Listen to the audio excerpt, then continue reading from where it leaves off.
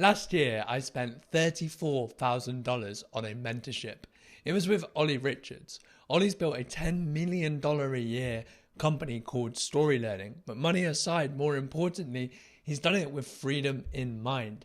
He runs his company with just 5 days per month.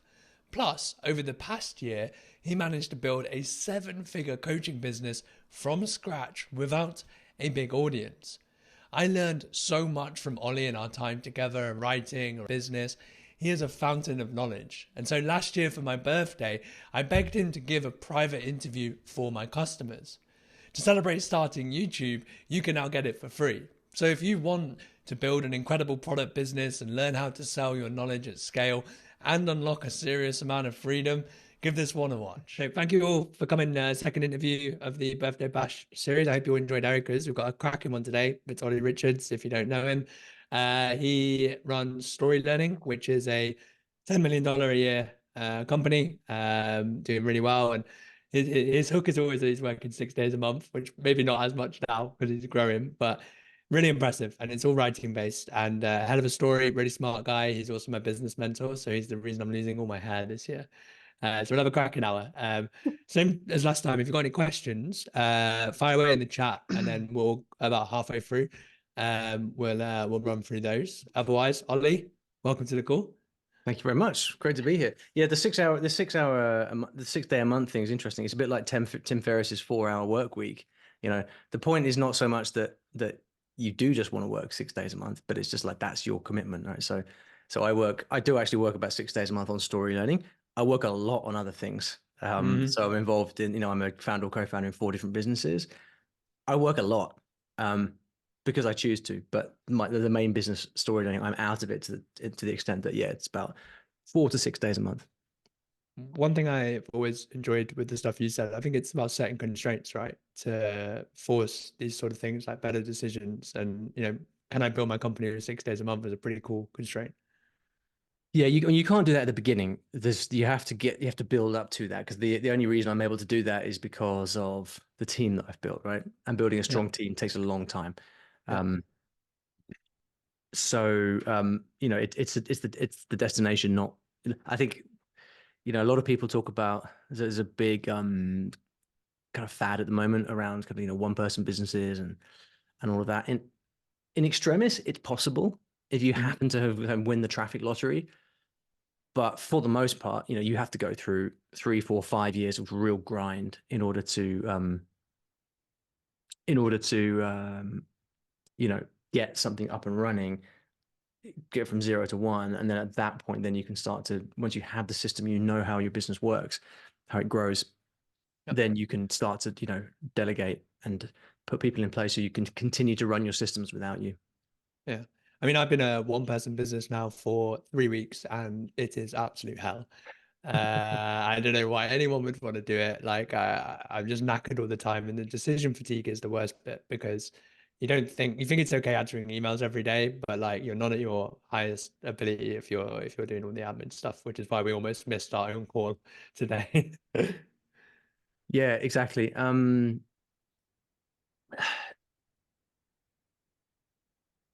There's so many different aspects to this. It's super interesting. I mean, so with story learning, obviously it's big business. I don't work that much in it. The team runs it. But with my newsletter, ollyrichards.co, that is a solo business. I mean, I'm actually bringing on someone to help now because I'm trying to put out more workshops that I need some help with. But it is basically a one-person business, but I'm being very, very intentional around it, and I'm like I've got. You should see this. I've got literally like this of ways that I could grow the business, things I could add. Yeah. But I choose not to do any of them because I want to keep it really simple. I don't want to build another business with overhead, with infrastructure.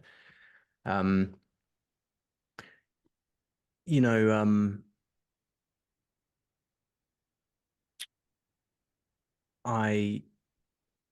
feel like when I look around, I mean, I know so many entrepreneurs at different, some with very big businesses, some very small businesses. It's in almost every case, people who strive to build big businesses, big in terms of like big numbers, big revenue, all of that, they end up with not that much profit and a real headache managing loads and loads of people. Mm-hmm. And you see that all the time especially in the creator space at the moment. You see people who end up building massive businesses and then burn it all down and go back to doing one thing, like one traffic source, one product line. And just because if you can build something at a reasonable scale and keep all of the profit, you're doing far better actually than a lot of people that build big businesses but have, I was speaking to a guy the other day who has he's got a 7-figure business. Profit margin is 20%. So let's say he does, $1 million a year, which on the face of it sounds like a big business, right? $1 million a year, their profit margin is 20%. I think it's actually a bit less, but let's say 20%. So that means they're netting 200. He has a business partner and an angel investor that owns 20%, which means of that 200, he's now down to, help me out with the maths here. He's down to, Never do public maths. well, yeah, I'm learning my lesson right now. Down to 80K a year, right? Yeah. From $1 million business, $1 million revenue business, he nets 80K a year. Now it's very, very straightforward to make a lot more than 80K a year as a solopreneur. Yeah. 5 times, 10 times that. Yeah. So, where's the line though? So, because, we talk about one person business being not great. You need to hire some people. So like my margins right now are 95%. How far should I knock that down? Because, I'm reading the same book and I'm just like, I want to hire the world. And I know that would be a mistake. So how do you think about the line there? So I think there's no right or wrong. I think it comes down to ambition. And for me, so with my one person business, with my personal brand. So to be clear, so I have 4 businesses. One is story learning, which I mentioned. Another is Teacher AI, which is a kind of very high growth tech startup with big development teams and all of that. I mean, it's a different animal. And then I have like a creator agency community type business.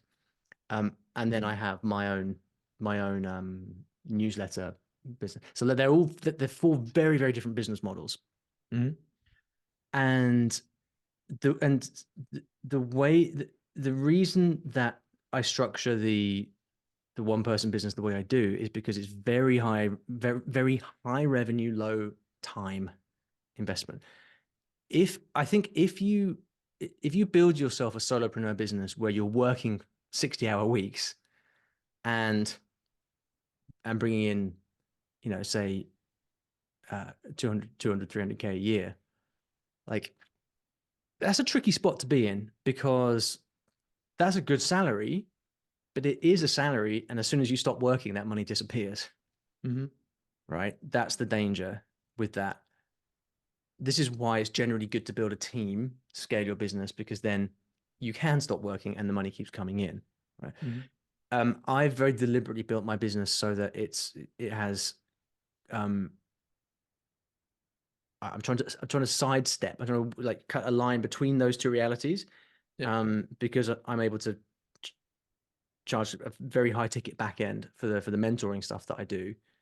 And all I need to do really is write 1 newsletter a week. So my entire output is 1 newsletter a week, and then I do high ticket mentoring stuff on the back end. So I don't spend much time on it at all. Now that's not possible for everybody because you need to have something that's very high leverage. But I do think that it's a tricky position to be in, to be a solopreneur who's very, very busy and not earning that much in revenue, because sooner or later you're going to burn out. Everyone burns out. And so when you burn out and you stop working, then what happens? All these things, all these business models come with their pluses and negatives, their pluses and minuses. And I think what experience gets you is the ability to weave a line through that and make those decisions. So my decisions, to be clear, are, in the second 2 businesses, the AI thing and the creator community thing, I'm not an active member, so that's fine by me. Story learning, my team runs it, and I work 6 days a month. My personal brand, I just do some creative content, and do high ticket stuff on the back end, I still have most of my week free. And this is my choice. I choose to design everything this way because I want to be able to go on holiday. I want to be able to take, half term off to go on holiday with my daughter. So I Yeah. could make a lot more money if I wanted to work harder, but I don't. When I mean, yeah, because you said about it's because you're high leverage, right? Like I almost had to beg you to mentor me. I remember I kept asking you what your offer was, and you were Yeah. like tiptoeing around. I was like, dude, just send me the bloody offer. And but how early do you think people should set constraints then when they're building, right? Because like you said, I mean, the reason you're so high leverage is your reputation and your skill set. Yeah. But you acquired that, like I'm sure you were working like fucking hard at one point. Like doing one thing, 60 hours, that sort of stuff. Yeah. Oh yeah. I did that for a long time. I mean, you can't shortcut the realities of business, right? So business is providing something of value to someone who has a problem that wants solving, right? And the more easily you're able to solve that problem, and the faster and more efficiently you can do it, the more you can charge. So you've got to have something of real market value. In my case, the reason that an entrepreneur is willing to pay me quite a lot of money is because I can help them grow their business, which is worth a lot of money to them. Now, you don't have to be able to do that. There's lots of different things you can do, but it's just a fact that if you're teaching knitting, you're not going to be able to charge that amount of money. So what you would have to do instead is go for a one-to-many model. So you'd want to build a massive YouTube channel and then sell $50 courses instead, right? So you've got to have something of value, and you've got to understand the business model that that you can layer on top of that in order to make it work. Yeah. And your specialty really is products, right? Well, story learning is primarily a product-based business. Yeah, I mean, I used to think I was like an online course email marketing specialist, and I suppose that is that is what I have traditionally done. In the last few years, I've done a lot of different stuff now, right? So this business now is obviously high ticket sales, and I have a very specific process around that. The AI thing is obviously is like a tech thing, and the community, the creator thing is very very community based, partnership based. So I have close contact with a lot of different business models. Yeah. In fact, which is it's just useful because it enables you to. I think it just trains you to spot leverage points in different businesses, and it trains you to be sensitive to, out of the 1 million things you could do, what's the one thing that's going to give you the biggest lever to pull? Because that's what we're always looking for growing any business. It's like, where do you have the most leverage, and how can you press that button? Because that's how some people grow super quick, and other people spend 10, 20 years to get to the same destination.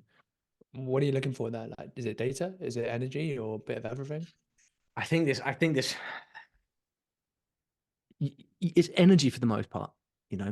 So I think there's two stages of it. There is some of it is intuition, but then that has to but then the second stage is real world follow through.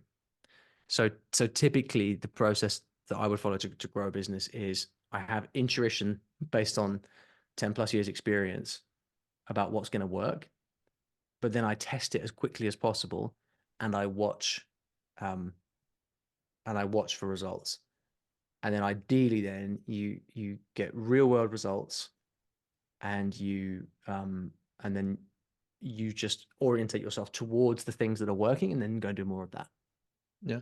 I mean, did I ever tell you the reason, the one conversation why I wanted you to mentor me? I can't remember if I've said this one to you.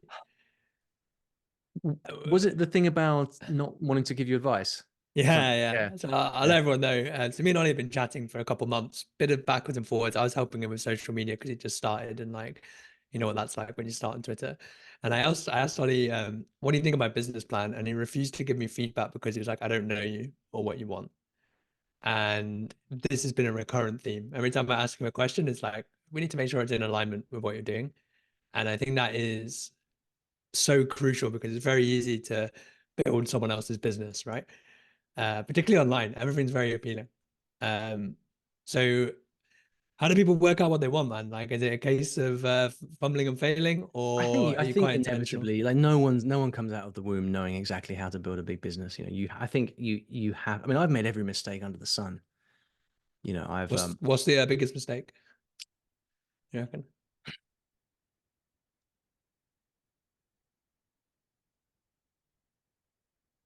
I'm not sure that anything comes to mind that was really damaging. I think there's a bunch of things that, yeah, there's not any one thing, Okay. but I could list a few major things. So, I've taken on business partners, or not business partners, but like partners who have like a share of upside in some way, where the relationship has completely fallen apart. I've tried shifting to a monthly membership model, which I ended up hating, and in a bid to get out of it, ended up offering like lifetime access, which realized it kind of now then put me on the hook to keep creating content forever. I've How do you fix that? Just disappear. you just you make it up to people. You Yeah. you fess up, and then Yeah. you say, look, this is the situation. This is what What about any kind of failures that ended up being a big success in, like the second order consequence?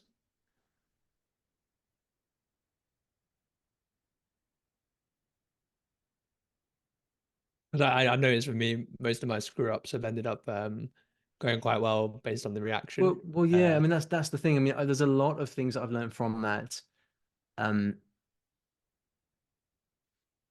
in general, the growth of story learning for me has been a very smooth kind of curve. Yeah. There's been no major calamities, been no major growth inflection points, there's been no major meltdowns. We've had low level bumps along the way, but touch wood. So far, nothing that's really um, caused us massive problems. It's more a case of, because I think we've always moved so quickly in trying new things out and pulling them. I mean, even last year we launched a whole new product series last year, completely failed. Hmm. But from idea to lesson learned, it was like 2 months, Right. and so nothing was lost really. We had to refund a bunch of people, didn't really work out, but from that we learned a big lesson and moved on. So the lesson we learned in that case was, we tried to add something with a live element to it, but the problem for us is that we have students all around the world. Some are retired and free during the day, other people are busy and free at night, and so this whole product was based on attending a live class at like 5 p.m. UK time, and it's just people, like, no one was turning up. um People were watching the recordings and feeling like they hadn't been, they weren't getting the benefit from it. Um, so the whole thing didn't work. I mean, we made a bit of money from it, but it was it didn't work. But the big lesson we learned from that, for once and for all, was that we should not base in our case, in our specific case, it doesn't apply to everyone else. In our specific case, we should not base the value we provide around fixed sessions, because there are too many people in our audience who just can't make it. Hmm. However good the value. So, but the important thing there is that again, like I say, from first idea to lesson learned was like 2 months. Other people would have spent a year building that thing out, Yeah. and then 6 months to learn a lesson, and then you've lost a year and a half. So over 10 years, it's kind of a story of like lots of very quick implementations like this. And I Yeah. think that's helped us learn the lessons much faster. What do you think if you're so like for example, I'm building high impact emails now, and my choice really is, do I go for the 9 out of 10 quality that I aim for with high impact writing straight away, or is this an MVP, get it out, iterate on feedback, re-release sort of thing? Yeah, well, I don't think it's an MVP for you, um, because you've got a track record of these Yeah. products. So you have Yeah. a It's the product high line impact, instead, isn't it? yeah, high impact writing. Number two was, remind me. This would be number two. Oh, this will be number Yeah. two. Yeah, I thought it was There's number like three. there's like adjacent products around high impact writing, but this would be the next one in the line. Right, yeah. So Um, at this stage, you know enough about your audience to know that it's going to be successful and it's going to help them and it's going to be great. And there's nothing fundamentally new about the product, yeah. right? So if I was doing a community, I would, right. If uh, instead you were going to launch a $97 a month membership where each month you were going to send out your best emails and then give people coaching on it, I'd say, right, new model, new thing, new offer structure, new pricing, new everything. How do we test this as quickly as possible? yeah, But you know, for the same reason that when we make courses now, so at Story Learning we teach 15 languages. When we make courses now, we build them out in we build out one course in 15 different languages, spend 6 figures building out the product. We don't wow. test it first because we know from institutional knowledge that it's going to work because we just know our customers so well, right? So the MVP thing is for anyone who doesn't know, MVP is minimum viable product. It's like the idea of how do we put out something really quick and easy just to test the concept. That's something you do when you try something new. Yeah. I mean, like for everyone that's listening, the bare bone basics of that is literally sending an email. That's what I did for my first coaching program. One email, one Google Doc page. 5 people said yes, and then away you go instead of disappearing for 4 months. So, one thing to say with Storyline, right? So you've got 15 products, and it's kind of like adjacent products of the same thing. Do Well, you 15 think that languages. Within those 15 languages, languages, we right? have a whole suite of products within each vertical. Yeah. Yeah, yeah. But So, hundreds of products. yeah, which is nuts. Like, do you think there's potential? Obviously yours you've got it's different languages, but let's just say you've got something like high impact writing, as opposed to building like the product line, which is like vertical. Is there stuff where you can go adjacent? Like do you do like cohort versions of the same thing, or any different ways to think about products that way? Yeah, absolutely. I mean, we kind of do that within the same. So let's just take Spanish. Right? Spanish is one of our popular languages. Um, we have. I'm gonna share my screen actually. Can Yeah, let me just you grab. let me share my screen? I'll sort of show people how I think about it. Yeah, one Do you know how to do second. that, Kieran? Sharing the screen. I can let everyone share the screen, so I'll just do that, and then no one else share. There we go. Right. Brutal. Right. So let's see if this works. It's improved quite a lot recently. The whole Zoom thing. Right. So that's not. Where's the? Okay, here it is. So we have. So these are our Spanish products here. This is our, like our main course, right? And so within this we have level 6, level 5, level 4, level 3, level 2, level 1. So if you wanted to learn Spanish with us, you'd start at level 1, and then you would go up to level 6. But anyone who knows anything about language learning understands that takes a long time to get up to fluent. It might take 2 years to become fluent in a language. So what are the other things that you might want to do? Well, so here let's say you come in at a kind of intermediate level 3. And then right. Well, so before you're ready to move up to level 4, there are lots of aspects of the Spanish language which you might want to do a deep dive in. For example, grammar. So we Yeah, have a really. product that's like a grammar grammar only intensive type thing. Yeah. And then what else might you want? You might want to know how to get better at listening, understanding Spanish. And with these sort of products, do you not get the objection? Well, what am I paying for in this core thing if it doesn't already have grammar in there? Like if I was to write a course on hooks, they'd be like, well, why is that not already in high impact writing, for example? I mean, you can go deeper on anything, right? True. I think that's the thing, and I think with you I mean, you could take an entire course just on landing pages. Mm-hmm. That could be an entire course, an entire Mm-hmm. $2,000 premium course, how to make the best premium landing page. But then you've got like all these different types of pages, right? Sales pages, upsell pages, order bumps. So you can go deeper on anything. Mm-hmm. And in the case of language learning, there's a lot to learn within one level. So you speaking and all. So I think the way I would think about it is how can you do more? Yeah. And then from a business model perspective, then I mean, we also have um, a series of 30-day challenges. So this is all at the same level. So um, once people finish all of that, then they can go and they can take all these 30-day challenges. We have 12 of those, which is like a kind of continuity monthly membership type thing.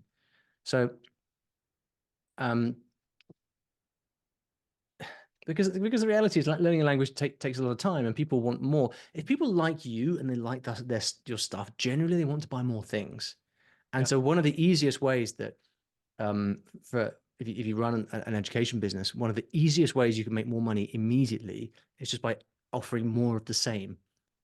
And if you Yeah. think you've taught it all, you haven't. Just think of different Mm. angles, different ways. For Yeah. example, we teach through stories, and in each of these 30-day challenges, this is like a new story. So, frankly, even if we were teaching the same thing in these 30-day challenges, the fact that there's a new story in each one, it kind of makes it fresh. So for high impact emails, for example, let's think about the sort of things you could do there. I mean, you can have the basic course itself, where presumably you're teaching a methodology of some kind, right? Mm. Um, and then, what are the other sort of things that you'd want to add? Like, um, my I was 10 thinking, best my 10 best emails ever, you yeah, know. yeah. Um, And there's stuff like welcome sequences, post-purchase sequences. yeah, I mean, you've also got to figure out what's in the main course and Yeah, yeah, what's in the other. Then maybe there's a continuity thing, which is like, okay, this is going to be $97 a month sales page roasts. So yeah. Mm. the member, or in fact, rather than saying sales page roasts, why don't we make it email sequence roasts, because it's an email course, right? Mhm. So in this scenario, you know, what you do is, I don't know why that text is not showing up properly, but you get the idea. So that might be $97 a month, and um, every month, then you take one of the members' entire email sequences and you do a big breakdown, and you roast it and you suggest improvements. So people would start by taking the main course, or to learn your method. Then they sign up to a continuity, where, because it's not like at the end of the course they've now learned email. Like, there's Yeah, always more to learn. yeah, yeah, yeah, yeah. So yeah, that's how I think about it. Yeah. Do you not find, I mean, I find the hardest part about being an educator, obviously you're a lot further ahead of me in this, saying that there's a fine line between over delivering and overwhelming. Hmm. High impact writing number one was overwhelming. And then I had to get rid of quite a lot. And then I was like, oh, I feel like there's not enough in there. And, overall the feedback's been great. How do you kind of tread that balance when you're teaching other people? Because a lot of people here want to share their knowledge. For one, you've got story learning. Like you said, Hmm. it's all about stories. Is that the important bit? There's like a unique mechanism and you're just iterating around there, or Um, so there's two different questions, right? How do you, it's a question on the unique mechanism, or is it on the too much side of too things? much one first. Okay. People want to ask about the unique mechanism as well, so we'll dive into that after, and then Yeah. we'll do the So Q&A. yeah. So with any piece of content, any kind of product, the question, how long should it be, is basically as much as is needed to teach the thing, and no more. That's the way I always go with it. As much as is necessary to make sure you teach the thing, and no more. Mhm. Um, Beginner or less experienced people always add far too much, because they have this feat, because they have some kind of guilt around selling in the first place. So they think, well, at the very least, if I give them tons more stuff, then they won't feel Mhm. like they've been cheated. But actually, the opposite is true, where you want clarity. Um, I was speaking with Justin Welsh recently. I'm sure he won't mind me saying this. When his new course, Creator MBA, he said he spent ages making this massive great thing. I was like, it's far too much, and then it ends up cutting it down to like a tiny percentage of what it originally was, or else breaking out a tiny percentage and making that the main module, or something like that. Like, because it's just you know People are busy. People don't have time to sit around consuming everything in the world. Mm. They want, they're buying something from you because they want a result. It's your job to deliver that result as concisely as possible. Yeah, I was when you told me to charge 297 for high impact writing, I was terrified. So I literally put the whole world in that thing. Yeah. And then when I actually took the course myself 3 months later, I was like, what the hell, man? This is way too much. So Yeah. that's why we had to do the redo. So I get that entirely, man. Selfish question before we go to some questions in here.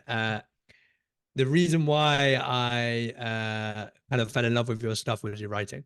Someone actually Mm, sent me your email list and went, "This guy is the guy that you are trying to be." Because you're the Andre Chaperone sort of vibe, British, like interesting. flying, all this cool stuff. So, Yeah. like, how'd you learn how to write? How do you think? How do you think about the writing game? Um, well, first of all, thank you for the compliment. I appreciate that. I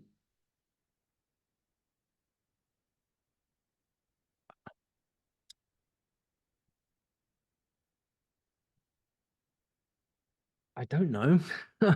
Um, I've certainly never really written before. I mean, I mean, shortly before I started my first business, I did a master's degree in applied linguistics, and I noticed that I really enjoyed the writing element of that. I enjoyed putting words on paper, but obviously, academic writing does not port across to internet writing at all. Absolutely. But I think that woke me up to questions of style and communication. And um, if you went back and read my early emails, I mean, you think they're horrible. Um, but when I got started, blogging, email marketing, all things writing was what Yeah. you did. YouTube was not really a big thing yet. Um, Instagram, TikTok, all that stuff didn't exist. It was all about the written word. And so the people who were teaching back then, there was a lot of teaching around email because Mhm. the way you would grow a business is you'd have a blog, you capture it, you build your list, you'd email that list. And that is still true today. In fact, I think the biggest cheat code for online business, even more so now, is actually still build email list, email that list, sell them stuff. Like that's it. You really don't need to do All I've anything been more than doing. that. Yeah. There's so much distraction with the whole creator economy, Yeah. and people think they have to have all these different channels, and you don't need any of that stuff um, at all. Yeah. And An email list is the most powerful thing you've got. And so anyway, I was basically so it was getting drilled into my head from the people I was learning from back then.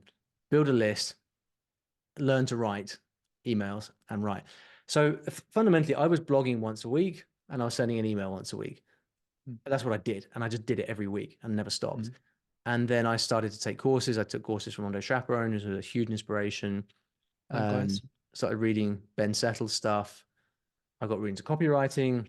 I never took any copywriting courses, but I did sort of study. I listened to copywriting podcasts. I read Gary Halbert's newsletter. It's Dan Kennedy, and spent time in that copywriting world. And then from emailing a lot and then reading a lot of other people's emails, I think essentially I was just reading a lot of other people's emails, figuring out why I liked what I did, going through a stage of imitating, Mhm. um, and then eventually that kind of ended up being my own style, which is sort of this weird sort of settle chaperone Hobbitshire fusion thing. Yeah. But I've sort of landed there and it works now. I love it. Is that kind of imitate and innovate, right? From Imitate, David Brower. assimilate, innovate. Yeah. And with that, like for example, I've tried on many hats too, and I feel like it's kind of coming along quite nicely now. How do you feel about humor in writing? Because you like a little laugh too. Yeah, I'm a massive fan of injecting humor into writing. I mean, so not in sales. So humor in email, yes. In sales, no. Yeah. Humor typically in a sales letter is a big mistake. I had Um, a David Deutsch critique my high impact writing one, and there was a joke like towards the end, and he just shot all over it. He was like, "Get that out of here now!" Like, exactly, yeah, yeah. Well, great minds. Um, So yeah, the reason being that that sales is highly constructed and scientific. Mhm. But what I'm trying to do with my personal brand, in fact, I spoke about this in this one person empire workshop that I did a few months ago. I think the humor thing, I could widen the question if people are interested to. Maybe I'll just share my screen again because I think it's interesting. Mhm. Um, um, let's see. This is gonna. Oh, it's gonna Cool. give me And we'll time. dive into Q&A next, everyone, by the way. So if you do have questions for Ollie, we've got about 20 minutes or so, so we'll try and Yeah, blitz through a couple of if them. you want me to shut up, Kieran, then just say so. Hey, all good. They're here for you, not me. So for example, so let me just share my screen here then. So the question of humor, I take it much more widely to ask myself, how can I be different and memorable? Because the biggest sin in marketing is to be boring. And with AI, especially, well, with every man and his dog being a storyteller on Twitter, like you've just like, on the one hand, the bar is very low because everyone that does this stuff is terrible at it. But there is so much noise that you've got to like, if you're not different, you've lost um before you even start. And this is something that you do really well because your personality in your social stuff and in particular shines through like a floodlight, and that's I'm sure that's a big reason that you've done really well because your voice is crystal clear and very different from everyone else, right? So what do I try to do here? Um I have the basic concept, which is around $10 million online education business working only 6 days a month, right? This is like a picture that I'm trying to paint across everything I do, right? So, Sorry, just to interrupt you for a second, but I put the link to this in the chat, guys. Ollie Richards' case study. I read it like 6 times. My whole business is based on that case study. It's fantastic. Couple hours read. So I would recommend it, but carry on, mate. thank you. Yeah. So starting off with this image of like, basically it's like make a lot of money without working very much. Like that's essentially my USP, right? And then at every point I'm reinforcing that. So I talk about Hobbitshire, which is the place I live in the UK. Obviously, it's not called Hobbitshire, but it's like I give it that name, creates a bit of a mythology around it. You're going to see me posting pictures. This is literally the top of my road where I live. It's absolutely beautiful around here. So I'm posting pictures like this to reinforce this concept of living this life in the countryside, making a bunch of money, not working very much. Mm. This is very, very intentional. Then when you go to my emails, um, you click into my newsletters. What do you see? The header immediately is Hobbitshire right there. Mm. Every newsletter starts with that. I It's even like put a little continuity, tagline. right? Sorry. It's a good continuity. Well, this for me is branding. Yeah. Branding is not the colors you use on your website. Branding is the images that and ideas and thoughts that people associate with you.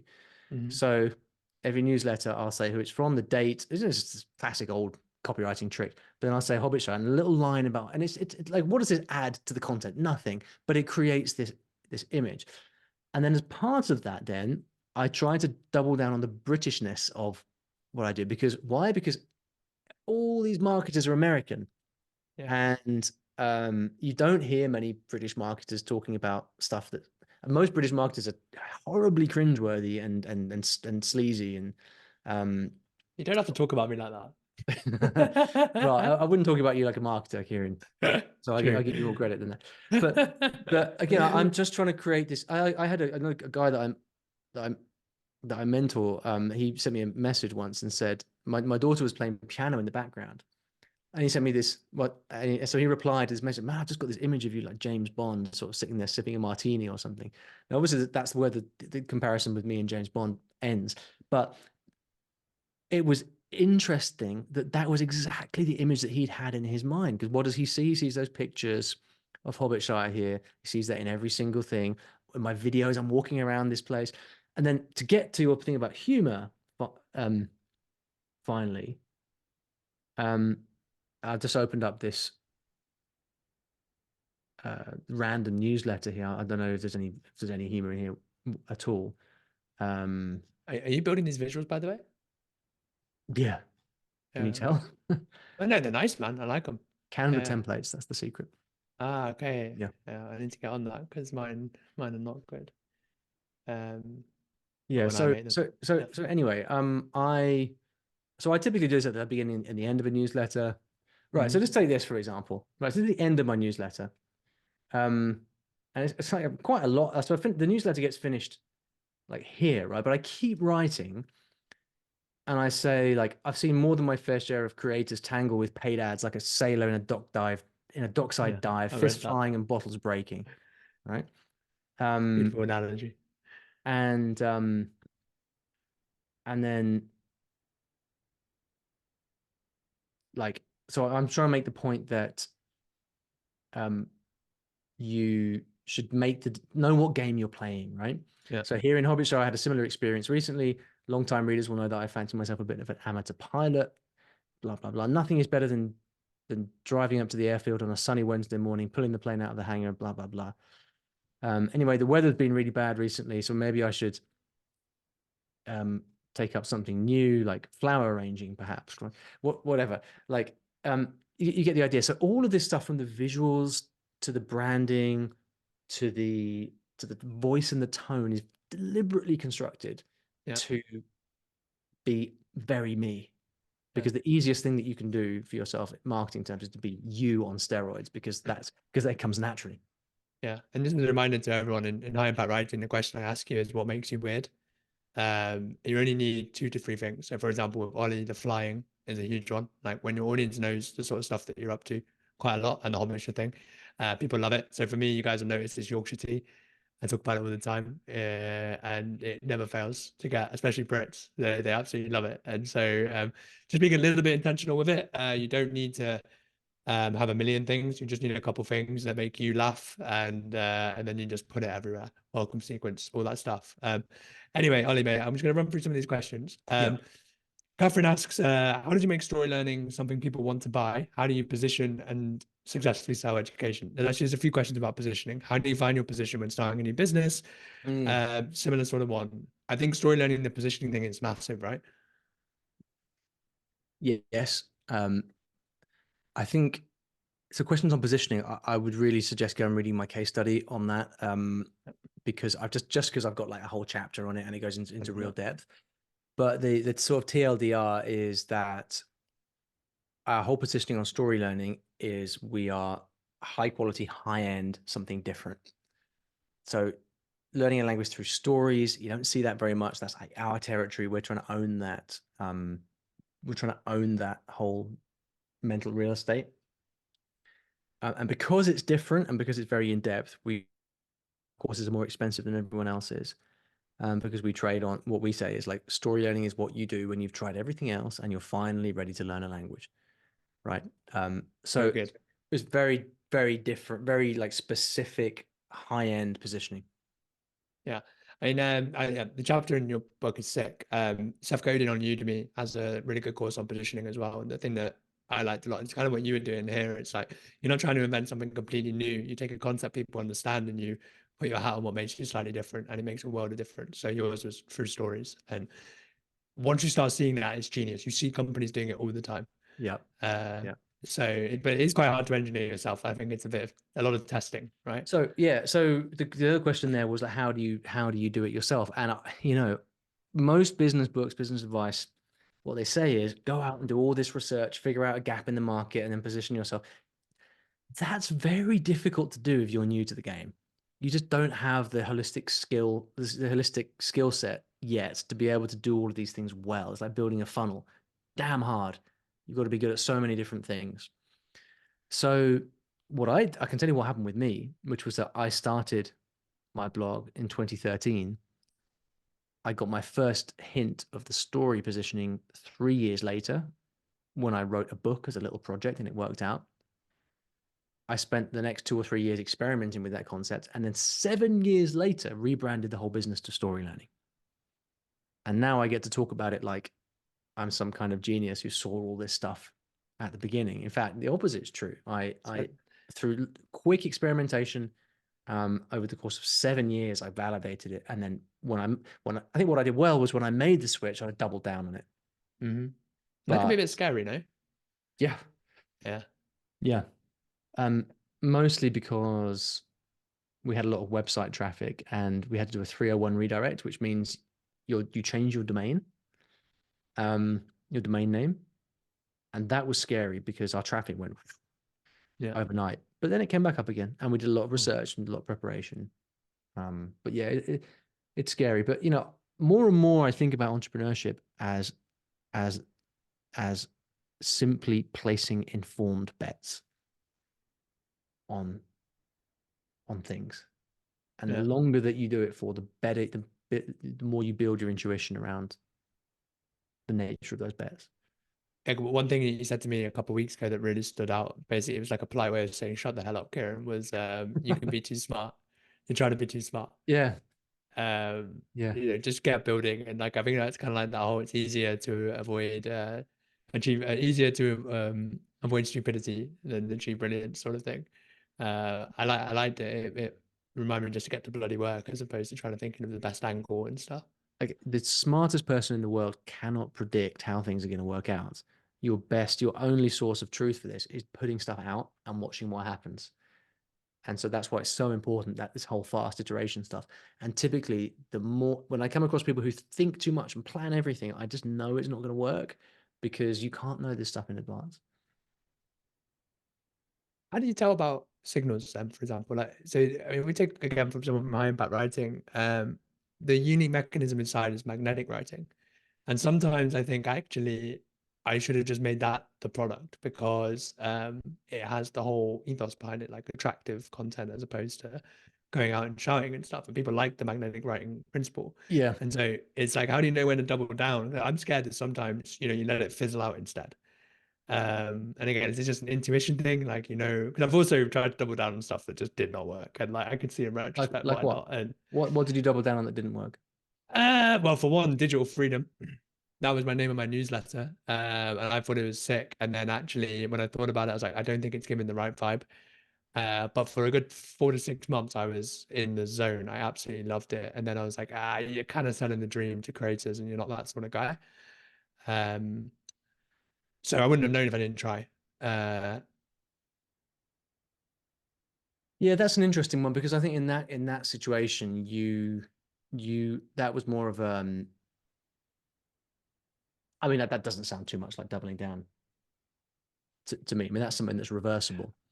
well, yeah, I didn't, like I don't have tons of traffic coming in and all that stuff. It was just, I made a big announcement about it. I wrote everything about it. Well, And the thing then, is, I don't think it was necessarily wrong. Okay, let's say you did double down. I don't think it's necessarily wrong to double down on that. It's just that yeah, you had a sort of epiphany that that wasn't the direction you wanted to go in.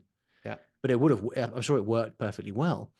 You know, Probably would have been a lot easier, to be and it honest. would easier. It was very consistent with your, because your social at the time at least was very much kind of quit your job and make money online through Yeah, writing. yeah, The perfect thing there is to then have continuity through to the newsletter. I think in yeah. your case, you decided that you didn't want to do that. Mm-hmm. And so that necessitated a change of direction. But Mm-hmm. it wasn't that the thing itself didn't work. I the things what I look for when I'm doubling down is just simply I look for like outside reaction. So Yeah, um, for example, when we launched our AI, our language learning AI thing called Teacher AI, if anyone wants to check it out, it's a yourteacher.ai. Um, we launched that last year, and from two videos, YouTube videos from me and another founder published, we had 7 figures of recurring revenue well, from two videos because it just spread like wildfire. People were just signing up, sharing with everyone. Like it's crazy. you double down on that is what you do, Yeah. right? Sure. Um, but that didn't have to be, the opposite could have been true, right? The Yeah. opposite could have been like, for a more traditional company like story learning, we have to work hard to sell every damn course that we sell. We've got to work to sell stuff. Mm. Um, and so we we look for signals that are more like um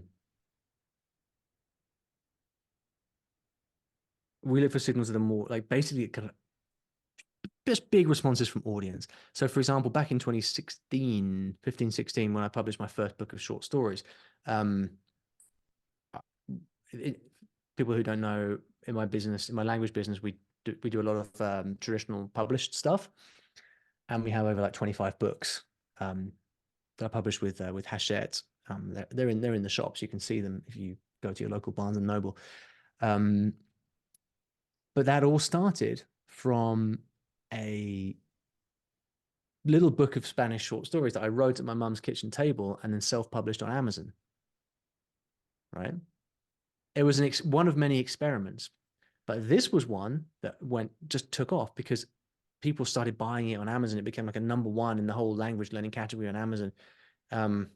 It was selling hundreds of copies a month. I was like, huh, people seem to like this thing. And it was verified independently by Amazon's algorithms. This is the wider market. This is not my audience. This is the wider marketplace. So here's something that I do that takes off like wildfire on the Amazon marketplace.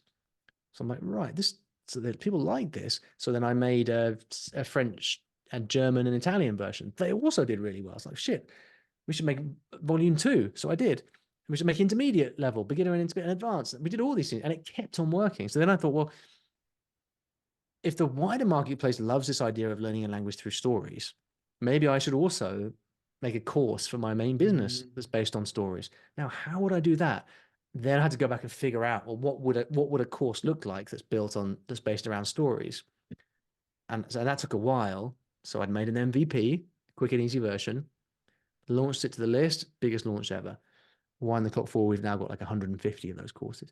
So It's been like the path is only really clear in retrospect, right? But like the signals were there. I mean, I'm very aware that when I tell the story of the journey of story learning, people are like, "Oh, it's so obvious," but nothing was Yeah, obvious no. at any point. Yeah. Yeah. And how much of that, so for example, you announced story learning, um, you say like big audience response, but I'd imagine quite a lot of building a brand is repetition. I hear story learning the first time, pretty cool. You hear about it 30 times, you're like, I might need to check this out. And so was there ever a point that you were thinking that this wasn't going to work and then you carried on? Or No, not really. But by that point, I had a fairly big email list, so cool. you know, we did a launch.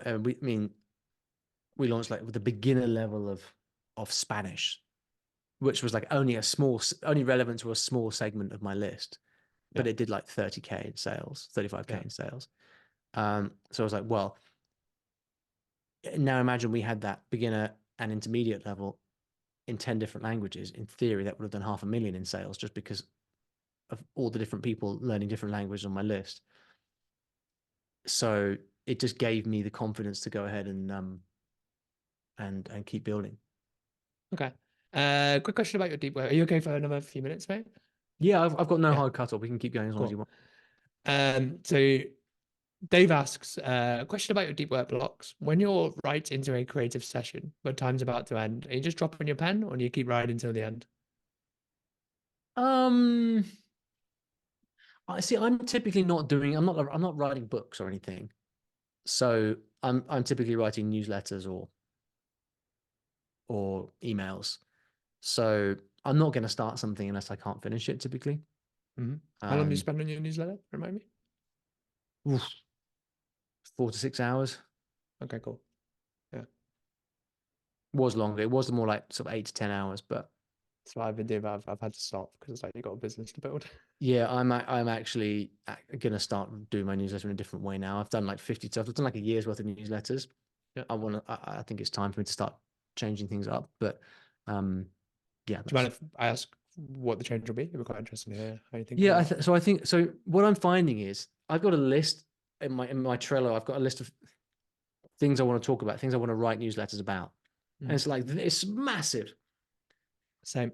And it's going to take me 2 years to get through all these ideas if I write a one newsletter a week.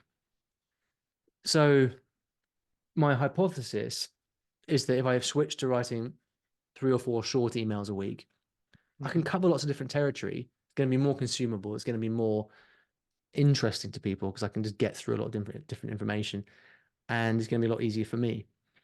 Does that not screw up your plan of doing the newsletter to YouTube thing? So if anyone doesn't know, Ollie's been doing one long newsletter that then basically becomes the ethos of the YouTube video. Yeah, it does kind of change it. But the thing is that the thing that I put into my YouTube videos, I can add a little bit for the most part. I can expand quite easily. So I think it would still be doable. Okay.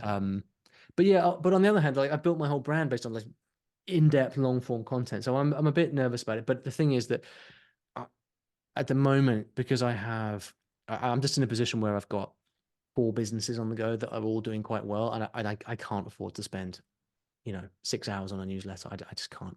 Yeah. So why or how do you look at, sorry to interrupt you, mate. Why can't this other stuff go on social? These shorter ideas. Why can't it be a social media content? Is it because it just dies?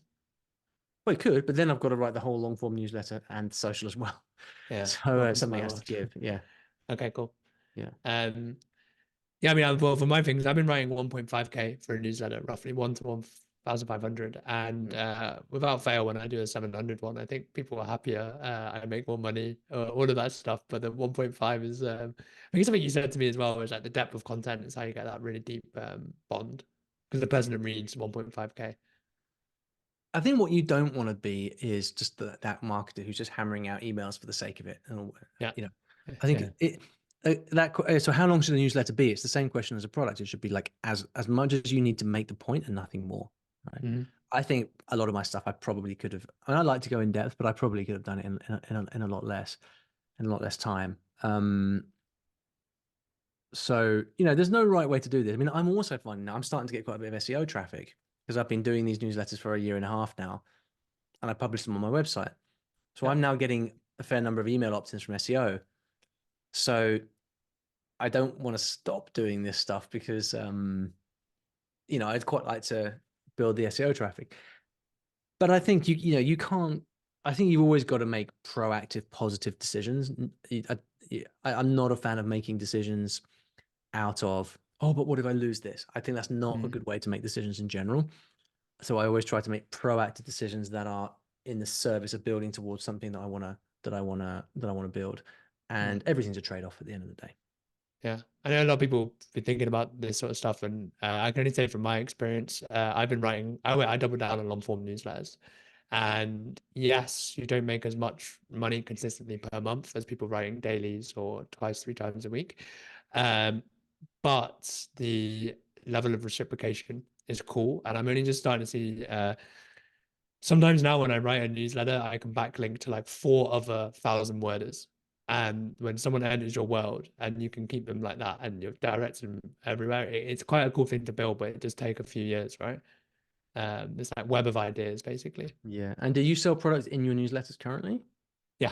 Yeah. I mentioned them where it's kind of appropriate, that at the bottom a sell, but mine's kind of like a hybrid where weekly newsletter. And then when we do a launch, I'll write emails every day and twice on Okay. the final day. But I mean, do you make money from like reliably from newsletters each week?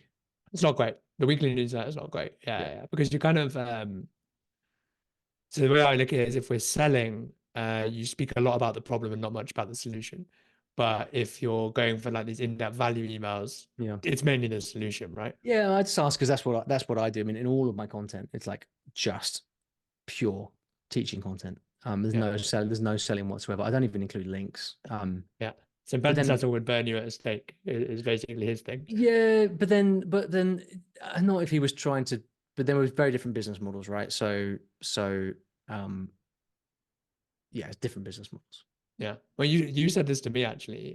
So when we had our first meeting, I said, mate, I'm going down to daily emails. Like it's time to make some good money. And then you were like, and I just had a 6-figure launch. I think I just had my second 6-figure launch. And you were like, what were you doing before? I was like, a weekly newsletter that was all teaching based. It's like, I think it might work actually. And I think, you know, the thing with like Ben Settle and stuff, it's quite a appealing philosophy. These guys are wizards at making you think in one way because that's their job, right? And yeah, it's just interesting where like particularly us earlier creators, you can be very influenced by people a few steps ahead. Um, you got to trust what works and what feels right. It's so important that point, because there are, I mean, there's so many different business models, right? I mean, just to lay out a few. So, for example, Justin Welsh build massive social channels and sell very low, very inexpensive products, right? So it's like a massive audience, tiny products, high volume of sales, right? Then you've got Ben Settle, daily emails.